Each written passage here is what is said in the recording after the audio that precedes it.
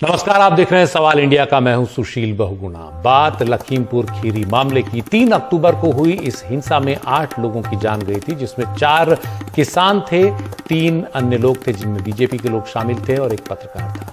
इस मामले की अदालत की निगरानी में जांच की याचिका पर सुप्रीम कोर्ट में आज सुनवाई हुई और यूपी सरकार को फिर फटकार लगी। यूपी सरकार ने इस मामले में स्टेटस रिपोर्ट दाखिल किया, जिस पर सुप्रीम कोर्ट ने कहा कि इस स्टेटस रिपोर्ट में कुछ भी नया नहीं है, कुछ भी खास नहीं है। 2 एफआईआर से एक विशेष आरोपी को बचाने की कोशिश इसमें की गई है। सुप्रीम कोर्ट ने टिप्पणी की है जो बहुत ही सख्त टिप्पणी है। एक मामले के सबूत दूसरे मामले में इस्तेमाल करने की कोशिश हो रही है और यह लगता है कि एसआईटी दोनों एफआईआर के बीच दूरी बनाने में असमर्थ है। दोनों एफआईआर की अलग अलग जांच हो, अलग अलग चार्जशीट दाखिल हो। चार्जशीट तक एक रिटायर्ड हाईकोर्ट जज की नियुक्ति सुप्रीम कोर्ट करेगा, यह सुप्रीम कोर्ट ने कहा, यानी जांच पर भरोसा सुप्रीम कोर्ट को नहीं दिख रहा है। तो रिटायर्ड जज को इसकी निगरानी करने दी जाए, यह कहा सुप्रीम कोर्ट ने, और यह भी कहा कि जांच में निष्पक्षता और स्वतंत्रता चाहते हैं। अगली सुनवाई शुक्रवार यानी 12 नवंबर को हो। तो सुप्रीम कोर्ट ने आज जो टिप्पणियां की और यूपी सरकार को फटकार लगाई, उसके बाद हमारे लीगल अफेयर्स एडिटर आशीष भार्गव ने बात की इस मामले से जुड़े एक वकील से। हमारे साथ पिटिशनर हैं शिव कुमार त्रिपाठी साहब। हर बार यही बात होती थी, हर बार डांट पड़ती थी, लेकिन इस बार सुप्रीम कोर्ट ने मुझे लगता है कि ये मान लिया है कि अब बहुत हो चुका है, अब बड़ा कदम उठाना पड़ेगा। उनको ये लगता है कि हमारे इतने आदेश देने के बावजूद भी राज्य सरकार जो है स्टेटस रिपोर्ट सही नहीं दे रही है। देखिए, आपने देखा होगा कि 219 का जो एफआईआर है उसके बारे में तो ढीली होती जा रही है सरकार, और 220 जो है उसके बारे में बहुत स्पीड पकड़ रहे हैं। तो इसी पे उन्होंने कहा कि यार जो है 219 को आप लोगों ने लगता है कि उतना प्रेफरेंस नहीं दे रहे हैं। उनका मानना था कि शायद जो है वो, और आपने देखा होगा कि जो भी बयान गवाहों के आए हैं वो मेन एक्यूज के फेवर में आए हैं। 219 के जो गवाही दी जा रही है, वही वो कह रहे थे कि एक विशेष आरोपी को बचाने की कोशिश है ये। तो यही उनका कहना था कि अगर निष्पक्ष जांच नहीं होगी तो कैसे काम चलेगा। और राज्य सरकार इस मामले में बहुत ढीली रवैया अपना रही है। उसका जो है इतना इंटरेस्ट नहीं, शायद वो कोर्ट की भावनाओं को इतना कदर नहीं कर रही है, मुझे जो लगता है, जिसको देख के आज वो उनको ये लगा कि जो भी स्टेटस रिपोर्ट आती है उसमें कोई ऐसी चीज़ें नहीं रहती जिससे कोर्ट संतुष्ट हो। देखिए, आपने देखा होगा कि पैरा 7 कई बार हरीश साल्वे जी ने कहा, लेकिन कोर्ट ने कहा हमने सारी पढ़ ली है, चीफ जस्टिस ने कहा हमने सारी चीज़ें पढ़ ली हैं और हमें पता है। आप बताइए कि जो है आप इस पर निष्पक्ष कार्रवाई क्यों नहीं कर रहे हैं। इसको देखते हैं दोनों मामलों की अलग अलग जांच की भी एक बड़ी बात की है कि एक ही जांच आप क्यों कर रहे हैं। तो उनका यही कहना था कि जो पहली थी एफआईआर उस पर तो कोई कार्रवाई हो नहीं रही है, और उनका ये मानना था कि इसी को देखते हुए उन्होंने कहा कि क्यों ना जो है हम एक जुडिशियल जो है वो मेंबर की कमेटी बना दें। और उन्होंने 2 नाम भी सुझाए, एक जो आर्मी बेस्ड थे रंजीत सिंह, इनको बताया कि वो क्रिमिनल के बहुत जानकार हैं। इसको देखते उन्होंने कहा कि, और एक राकेश कुमार जी का रिटायर्ड जज। तो उन्होंने कहा इन 2 नामों में से राज्य सरकार विचार करे, अगर उसको लगता है कि है करने को तैयार है तो हम जो है तो ध्यान देंगे, नहीं होगा तो मुझे लगता है कि जो है फ्राइडे को राज्य सरकार सुप्रीम कोर्ट जो है इस बारे में कोई आदेश पारित करेगी और कोई जुडिशियल कमेटी का गठन करेगी। तो साफ तौर पर सुप्रीम कोर्ट ने साफ कहा है कि जब मामले में 2 एफआईआर है, अलग अलग एफआईआर हैं, मामले में गवाह भी अलग अलग हैं, मामले के आरोपी भी अलग अलग हैं, तो फिर मामले में सबूत भी अलग अलग हैं, तो फिर मामले की जांच जो है वो भी अलग अलग होनी चाहिए। तो बड़ा कदम यहाँ पर सुप्रीम कोर्ट अब उठाने जा रहा है। नई दिल्ली से शशिकांत के साथ आशीष भार्गव, एनडीटीवी इंडिया। तो इसी मसले से जुड़ा है हमारा आज का सवाल। लखीमपुर खीरी केस में इंसाफ के आड़े कौन आ रहा है? हमारे साथ 2 खास मेहमान भी हैं और हमारे लीगल अफेयर्स एडिटर आशीष भार्गव हैं। आशीष, आपने इतने सारे मामलों की सुप्रीम कोर्ट में, हाई कोर्ट में सुनवाई सुनी है, बहस होती हुई देखी है। जितना सख्ती से सुप्रीम कोर्ट इस मसले पर टिप्पणी कर रहा है, उससे आपको क्या लगता है, कहां कोई इंसाफ के आड़े आता दिख रहा है? जी बिल्कुल, देखिए सुशील, बहुत बड़ी बात यह है कि सुप्रीम कोर्ट ने जिस तरह से इस मामले को लिया और इस मामले को सुना और इस मामले में फैसले दिए, इस मामले में कदम उठाया, वो निश्चित तौर पर साफ इशारा करता है कि सुप्रीम कोर्ट को मालूम था कि इस मामले की निष्पक्ष, पारदर्शी और स्वतंत्र जांच संभव नहीं है, खासतौर पर उस राज्य में जिस राज्य में सरकार उसी पार्टी की है, जिस पार्टी के एक बड़े नेता, एक मंत्री जो हैं, उसका बेटा आरोपी इस मामले में मुख्य आरोपी है। दूसरी चीज, सीबीआई से भी जांच का हल नहीं निकलेगा, ये सुप्रीम कोर्ट दूसरी बार आज बोला है, क्योंकि केंद्रीय गृह राज्य मंत्री के बेटा जो है मुख्य आरोपी है। तो साफ तौर पर अब कौन सी एजेंसी लाई जाए? सीबीआई नहीं, स्टेट पुलिस पर भरोसा नहीं, तो किस एजेंसी से जांच कराई जाए? सवाल ये था। तो उसका हल ये निकाला सुप्रीम कोर्ट ने कि जांच वही एसआईटी करेगी यूपी की, लेकिन पहले मौके दिए सुप्रीम कोर्ट ने कि आप मौका लीजिए, आप अच्छी तरह जांच कीजिए। कमियों को उजागर किया, आपने मुख्य आरोपी को गिरफ्तार नहीं किया। पहली सुनवाई में कहा आप एफआईआर में नामजद है, आप सम्मन भेज रहे हैं, हत्या जैसा आरोप उसके ऊपर है, गिरफ्तार क्यों नहीं करते? जब गिरफ्तारी हो गई, दूसरी बार कहा कि इतने कम दिन का पुलिस रिमांड क्यों लिया? इतना बड़ा मामला है, सबूत इकट्ठा करने चाहिए थे, पूछताछ करनी चाहिए थी। फिर यूपी पुलिस ने दोबारा से रिमांड पर ले लिया। फिर तीसरे पे फिर सवाल पूछा गया कि इतने घटना के इतने गवाह थे, इतने लोग, 4 से 5 हजार लोग रैली कर रहे थे किसान, लेकिन आपको सिर्फ 23 आई विटनेस मिले। और आई विटनेस ढूंढिए, नई स्टेटस रिपोर्ट दाखिल कीजिए। अब जो नई स्टेटस रिपोर्ट दाखिल की तो मामला पेचीदा इसलिए हो गया कि दो एफआईआर दर्ज थी, और दोनों हम कहेंगे एक तरह की क्रॉस एफआईआर है। एक पक्ष ने दूसरे के खिलाफ कराई, दूसरे पक्ष ने पहले पक्ष के खिलाफ कराई। और जब इस तरह की एफआईआर दर्ज होती है तो दबाव जो है प्रभावशाली जो पार्टी होगी उसका चलता है और दूसरे पक्ष को झुकना पड़ता है। तो यहां सुप्रीम कोर्ट वही देख रहा था कि यूपी पुलिस की जो एसआईटी है वो एफआईआर नंबर 219, यानी जिसमें आशीष मिश्रा मुख्य आरोपी है, जो किसानों को कुचलने की घटना है, उसमें कम दिलचस्पी है। और 220 नंबर एफआईआर जिसमें बाद में इस घटना के बाद जो किसानों की तरफ से जो जवाब दिया गया और उसमें कुछ लोगों की जान गई, हिंसा की गई, मॉब लिंचिंग एक तरह की गई, उस पर ज्यादा दिलचस्पी है, क्योंकि वहां पर एक ऐसे गवाह उसके पास आ रहे हैं, ऐसे गवाह गवाही दे रहे हैं जो आरोपी की मदद कर रहे हैं। इसलिए सुप्रीम कोर्ट को यह एक्स्ट्राऑर्डिनरी, असाधारण कदम उठाना पड़ा, क्योंकि असाधारण परिस्थितियां हैं और देश के संविधान ने सुप्रीम कोर्ट को इतनी शक्तियां दी हैं कि वो असाधारण परिस्थितियों में असाधारण कदम, यहां तक कि कोई भी कदम उठा सकता है। इसलिए उसने अपने उसी शक्ति और अपने का इस्तेमाल किया है, अपने अधिकार का इस्तेमाल किया है और ये बड़ा फैसला किया है कि एक रिटायर्ड हाई कोर्ट के जज, और वो भी इलाहाबाद हाई कोर्ट के जज नहीं, किसी दूसरे हाई कोर्ट के जज इस पूरे मामले की निगरानी करेंगे। दोनों मामले अलग अलग जांच होगी, अलग अलग चार्जशीट दाखिल होगी और निगरानी के लिए हाई कोर्ट के रिटायर्ड जज, जो आपराधिक मामलों में, क्रिमिनल मामलों में जो विशेषज्ञ माने जाते हैं, इस तरह के जज इस मामले में आगे इस जांच की निगरानी करेंगे। जी शुक्रिया आशीष, आप बने रहिए हमारे साथ। 2 खास मेहमान भी हैं, बीजेपी के नेता आलोक वत्स और कांग्रेस के प्रवक्ता आलोक शर्मा। आप दोनों आलोक हैं और आलोक डालिए अब इस पूरे मसले में कि हिंसा जो है लखीमपुर की, उसमें इंसाफ के आड़े कौन आ रहा है। सबसे पहले आलोक वत्स जी, जो आज सुप्रीम कोर्ट ने कहा है, कौन इंसाफ के आड़े आ रहा है? सुप्रीम कोर्ट की टिप्पणियां इतनी गंभीर हैं कि उसमें साफ कहा गया है कि लगता है किसी एक खास व्यक्ति को बचाने की कोशिश हो रही है। आपको मालूम है इसमें खास कौन हो सकता है? केंद्रीय मंत्री का बेटा इस मामले में मुख्य आरोपी है। तो सुप्रीम कोर्ट की इस टिप्पणी के बाद आप क्या दलील दे सकते हैं या दे पाएंगे? देखिए बहुगुणा जी, मामला स्पष्ट है। नॉर्मली इस तरीके का जब होता है केस,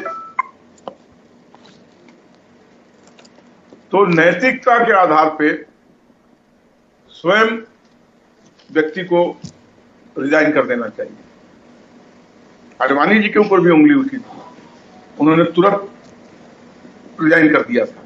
ये तो व्यक्ति पर डिपेंड करता है, ये मेरा अपना मानना है, ये पार्टी लाइन पे मैं नहीं बता रहा हूं। लेकिन अगर सुप्रीम कोर्ट को ऐसा महसूस हो रहा है कि इस लखीमपुर खीरी मामले को दबाने की कोशिश की जा रही है या किसी आरोपी को बचाने की कोशिश की जा रही है, तो ठीक है, अब उन्होंने रास्ता सुझा दिया है। हो सकता है आज शाम से कल सुबह तक जो 2 नाम उन्होंने सुझाए हैं हाईकोर्ट के जज के, उनके अंडर में एक कमेटी फॉर्म करके इस पर आगे की कार्रवाई होगी।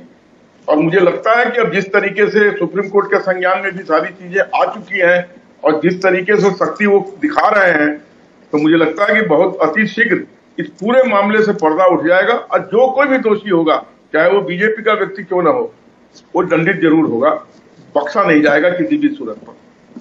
तो आपका मतलब, आपका ये कहना है और आप इससे पार्टी लाइन नहीं मान रहे हैं कि इस मामले में इस्तीफा देना चाहिए, किसको इस्तीफा देना चाहिए, आप नाम तो बताइए।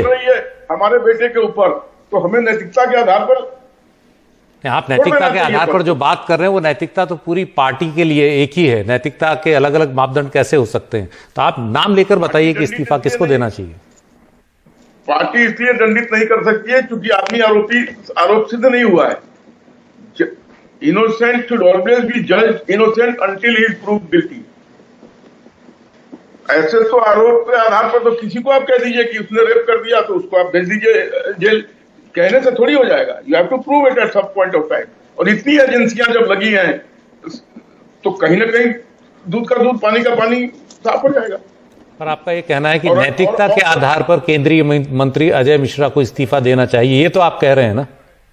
इतनी उंगलियां उठी तो नैतिकता के आधार पर रिजाइन कर देना चाहिए। ये मेरा व्यक्तिगत सोच है कि इतनी उंगलियां उठने के बाद व्यक्ति को रिजाइन कर देना चाहिए जब तक कि वो इसका फैसला ना आ जाए। बहुत से ऐसे मामले हुए हैं जहां लोगों ने रिजाइन किया और बाद में जब बरी हो गए हैं तो वापस अपने पोस्ट पे चले आए। ये सारा मामला ही ठंडा हो जाएगा जिस दिन ये कहानी हो गई। यही बार बार कहा जा रहा है ना कि किसी व्यक्ति विशेष के बेटे को बचाने के लिए ये सारी प्रक्रियाएं गलत ढंग से की जा रही है, और तो कोई आरोप नहीं है। लेकिन असली दोषी कौन है? 4 आदमी तो मान लीजिए मरे किसान के, लेकिन जो 4 बीजेपी के लोग मरे उनको मारने वाला कौन था? सॉरी, एक पत्रकार भी था उसमें, उसकी हत्या किसने की? जी बिल्कुल, हर मामले में इंसाफ होना चाहिए, चाहे वो किसानों की हत्या हुई हो, बाकी 3 लोगों की हुई हो या पत्रकार की हुई हो। आपका कहना बिल्कुल ठीक है। और नैतिकता ये कहती है कि जब तक मामले का निपटारा नहीं हो जाता तब तक मंत्री अपना पद छोड़ दें, उससे उनका कद बड़ा ही होगा। नैतिकता के आधार पर लाल बहादुर शास्त्री ने इस्तीफा दिया, लाल कृष्ण आडवाणी ने इस्तीफा दिया है, तो अजय मिश्रा भी दे सकते हैं। पूर्व में आप जाएं तो हमारे पूर्व प्रधानमंत्री लाल ये जी आपकी बात और आपका तर्क मैंने सुन लिया। हमारे साथ आलोक शर्मा भी हैं, कांग्रेस के प्रवक्ता हैं। आलोक जी, आपने सुना आलोक वत्स क्या कह रहे हैं, आपके पास क्या कुछ और तर्क हैं? देखिए, मुझे लगता है सुशील भाई, सबसे पहले तो आलोक वत्स जी को मैं बधाई देना चाहूंगा कि उन्होंने साफ गोई से कहा कि अजय मिश्रा जी को इस्तीफा दे देना चाहिए नैतिकता के आधार पर। लेकिन दुर्भाग्य ये है कि ये नया भारत है, यहाँ गुजरात मॉडल अप्लाई होता है और उसमें कहीं नैतिकता शब्द कहीं पर कोई स्थान नहीं है। नैतिकता तो बहुत दूर की बात है। आप जांच को जिस तरह से कर रहे हैं, आज जिस तरह की सख्त टिप्पणियां आई हैं और फटकार लग रही है बार बार, 2 FIR अलग अलग जांच क्यों नहीं कर रहे हैं आप, क्यों इंटरलॉक कर रहे हैं आप, चार्जशीट को क्यों मिक्स कर रहे हैं, मतलब पूरी की पूरी जांच जो अभी तक रही है वो पूरी की पूरी कहीं ना कहीं टेनी जी के बेटे को बचाने का काम कर रही है। आप गवाहों में पक्षपात कर रहे हैं, आप सबूतों को मिटा रहे हैं, क्योंकि बाद में तो यही चीजें हम भी मीडिया से उठ के चले जाएंगे, आप भी नहीं देखेंगे, लेकिन 1 साल 2 साल के बाद जब केसेस फाइनल स्टेज पे पहुंचेंगे तब यही चीजें काम आएंगी और बड़े सिस्टमैटिक वे में रूल ऑफ लॉ को, कानून के राज को खत्म किया जा रहा है। यही बीजेपी का मॉडल है, यही बीजेपी का नया भारत है। इनको सुप्रीम कोर्ट, हाई कोर्ट किसी की कोई परवाह नहीं है। ये केवल डिक्टेटरशिप चाहते हैं यहाँ पर, और यही हालत है। देखिए, मैं आलोक जी, मैं बीच में नहीं बोला, प्लीज सुनिए। अभी आप रुकिए जरा, शर्मा जी को बात पूरी करने दीजिए। जी बताइए। बोले आप। जी आलोक जी बोलिए। सीधा सीधा है कि ऑफिसर, मैंने ये कहा जो रैंक का ऑफिसर, देखिए आपने जो कहा वो दर्शकों ने एनडीटीवी के सुना, लेकिन आज सवाल ये है कि इसमें आड़े कौन आ रहा है। मूल सवाल एनडीटीवी का ये है सुशील जी, इसके अंदर आड़े सीधा सीधा देश के प्रधानमंत्री और देश के गृह मंत्री आ रहे हैं, क्योंकि जो MOS होम हैं, जो इस आरोपी के पिता हैं, वो उन्हीं के दोनों के नीचे काम करते हैं। और एक जब CO रैंक का छोटा सा अधिकारी जांच करेगा, उत्तर प्रदेश का DGP जब आरोपी के पिता को सैल्यूट मारेगा, तो सोच लीजिए आप जांच कहां से हो। यही आरोप था पहले दिन से भी विपक्ष का कि उनको तुरंत इस्तीफा देना चाहिए, लेकिन वो इस्तीफा नहीं देंगे क्योंकि उनको न सुप्रीम कोर्ट की परवाह है। कितने सुप्रीम कोर्ट के जजमेंट्स आए हैं, अभी देखा आपने पेगासस पे, आखिर में सुप्रीम कोर्ट को अपनी कलम तोड़नी पड़ी।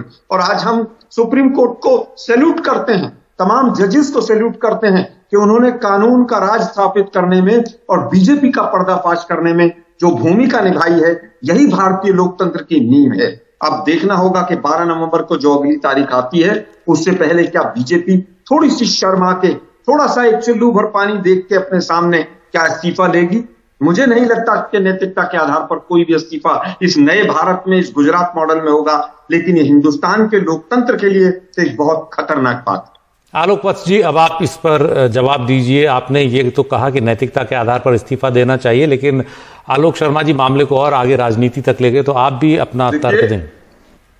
कांग्रेस या आप या जो भी इस तरीके की विपक्ष की पार्टियां हैं, उसको एक ही 1 पॉइंट मिशन है कि तीर मोदी जी और अमित शाह पे दागो, सारा मामला तुम्हारा सॉल्व हो जाएगा। अरे भाई, विश्व की सबसे बड़ी पार्टी है, ये आप भूल रहे हैं कि भारतीय जनता पार्टी आज की डेट में विश्व की सबसे बड़ी पार्टी है।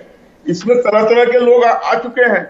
अगर कोई व्यक्ति विशेष कुछ इस तरीके की हरकत कर देता है तो उसमें मोदी जी और अमित शाह कहां से दोषी सिद्ध हो? नहीं, इस मामले में केंद्रीय मंत्री आलोक वत्स जी ऐसा नहीं है। इसमें तो जिम्मेदारी बनती है, जो मुखिया है उसको देखना होगा कि उसके साथ जो सहयोगी है उन पर किस तरह के आरोप लग रहे हैं। इसकी प्रक्रिया चालू है, FIR दर्ज है, आरोपी जेल में है। तो अगर सुप्रीम कोर्ट ने उससे आगे कोई बढ़ के कदम उठाया है तो हम उसका स्वागत करते हैं। हम उससे अगर कुछ और भी चीजें निखर के बाहर आएंगी दोषी को पकड़ने में, तो हमें कोई इतराज नहीं है। हम तो पहले दिन से कह रहे हैं कि दोषी को किसी भी कीमत पर नहीं बख्शा जाएगा। स्वामी चिन्मयानंद भी गृह मंत्री थे, आज जेल में के सलाखों के पीछे हैं। उसके बाद हमारा एक MLA, मैं नाम भूल रहा हूं, वो भी एक रेप केस का आरोपी था, वो भी सलाखों के पीछे है। ऐसा नहीं है कि हमारे यहाँ जस्टिस आने में थोड़ा देर लगता है हिंदुस्तान में, बट डिनाई नहीं होता है। ये लोग उतावले हो रहे हैं कि उनको कोई मसला नहीं है। कभी प्रियंका जी से झाड़ू लगवा देते हैं, कभी दलित से खाना खिलवा देते हैं। अरे ये सब नाटक पूरा देश देख रहा है। ये जो राजनीति, ये जो सियासी नाटक है हर पार्टी कर रही है, आप ही की पार्टी नहीं, बीजेपी में भी हो रही है। आलोक शर्मा जी, आखिरी जवाब आपको जो देना है, मेरे पास ज्यादा समय नहीं है। लगता है कि अगर विपक्ष दबाव नहीं बनाता तो आज ये जांच यहां तक भी नहीं पहुंचती। 100 से ज्यादा SIT बनी है आज पिछले 5 वर्षों में उत्तर प्रदेश में, एक का भी निर्णय नहीं आया। ये कह रहे हैं कि निर्णय आएगा और जांच होगी और न्याय मिलेगा। इनका पूरा प्रयास है इस सरकार का कि किस रूप में न्याय को कुचला जाए, चाहे वो चिन्मयानंद का मैटर हो, चाहे कुलदीप सेंगर का मैटर हो। आलोक जी को तो याद नहीं आ रहा, मुझे याद है। सब में आरोपी मरे हैं, उनके परिवार के लोग मरे हैं, न्याय मिलता है। उसके बाद सुप्रीम कोर्ट फटकार है सुशील साहब के असाधारण परिस्थितियों में हमारे पास असाधारण पावर है और हम उसमें असाधारण कदम उठा सकते हैं। इससे ज्यादा हिंदुस्तान की सरकार के लिए और उत्तर प्रदेश की सिर्फ 30 सेकंड में जवाब दीजिए। 30 सेकंड का ये क्या बोलेंगे? सबब नहीं हो सकता। एक बिहार में कहावत है, आलोक शर्मा जी, आपने अपनी बात बोल दी, आलोक वत्स जी को फाइनल बोलने दीजिए। हम पर उंगली उठाएंगे। इनके 10 आदमी, इनके 10 बड़े नेता बेल पे हैं। सोनिया गांधी बेल पे है, राहुल गांधी बेल पे है, चिदम्बरम बेल पे है। ये तो उनके केस नाम गिना है, नेशनल हेराल्ड केस में है, आइनोक्स के केस में है। मतलब नहीं है संविधान को कुचल देंगे। इनकी अगर मैंने गिना दी 2G scam, Agusta land scam, Maharashtra यही कितनी स्कैम में ये लोग यही मानसिकता है हिंदुस्तान के अंदर, यही विचार है, यही मानसिकता है। यही बहुत बहुत धन्यवाद आलोक शर्मा जी, कांग्रेस के प्रवक्ता और बीजेपी नेता। आलोक वत्स जी, आप दोनों अब एक दूसरे के बड़े नेताओं पर आ गए हैं और ये मसला इतना लंबा है कि इतने छोटे समय पर, इस समय में इस पर बहस पूरी नहीं हो सकती। लेकिन एक बात आलोक वत्स जी ने जरूर कही कि नैतिकता के आधार पर जब इतना हो गया है तो केंद्रीय मंत्री अजय मिश्रा को इस्तीफा दे देना चाहिए। देखना है कि सुप्रीम कोर्ट की अगली सुनवाई से पहले क्या वो इस्तीफा अपना सौंपते हैं या नहीं।